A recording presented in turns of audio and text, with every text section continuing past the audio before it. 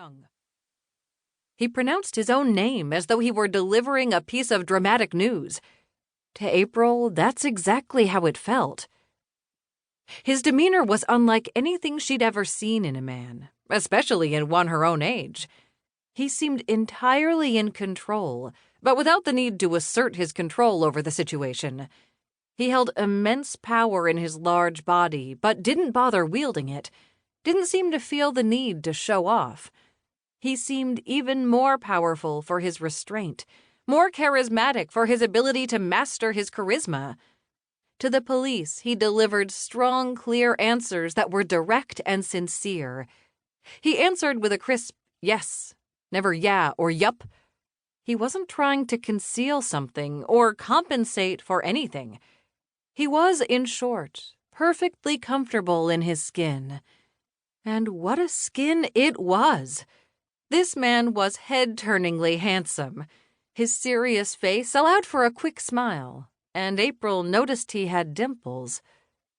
April was noticing, too, that she wasn't the only one seeing this.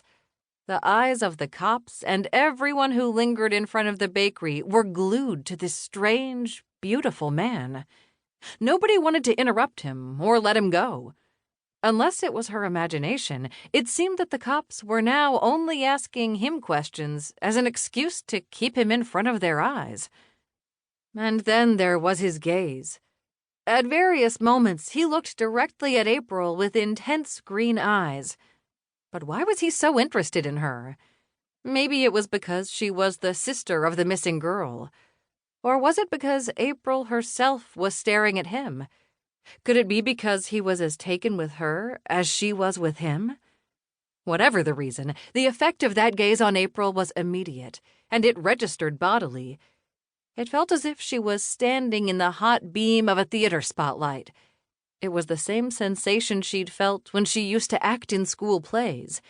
And just as his eyes warmed her skin like hot stage lights, she felt the need to perform, to make a speech, to undertake some grand gesture, and increasingly the gesture she wanted to make was a dramatic exit. The heat was too much. She needed to do something, anything, not to seem like a deer caught in the headlights.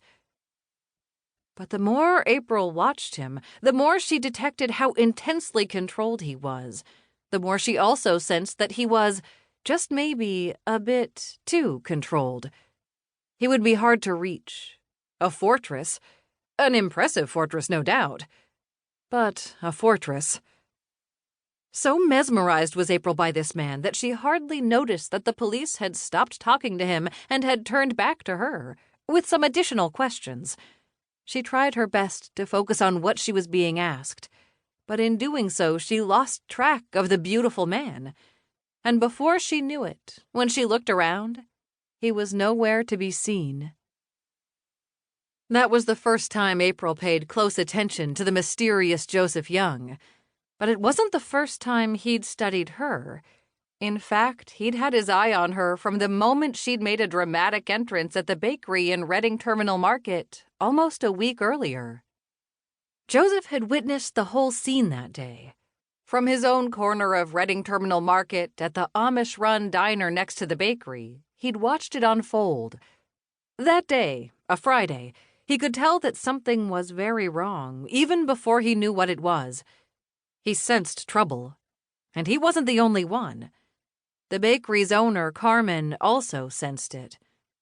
Standing at her shop counter, carefully arranging the day's assorted delicacies, brioche and tarte tatin, fresh out of the oven, Carmen sensed a commotion outside the bakery, somewhere out in the sprawling mass of Reading Terminal Market, which was packed with crowds shopping for a summer weekend.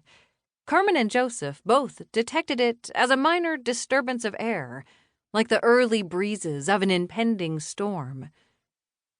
Just as Carmen rose to her tiptoes to peer over the crowd and investigate the situation, April lunged out of the mass of people, elbowing her way forward, seeming, as Carmen would later remember it, as though she weren't walking, but somehow spinning, like a drunk ballerina pirouetting wildly. April sped headlong through the doorway of Carmen's bakery, tripped over one of the cafe chairs, and braced her body against the counter.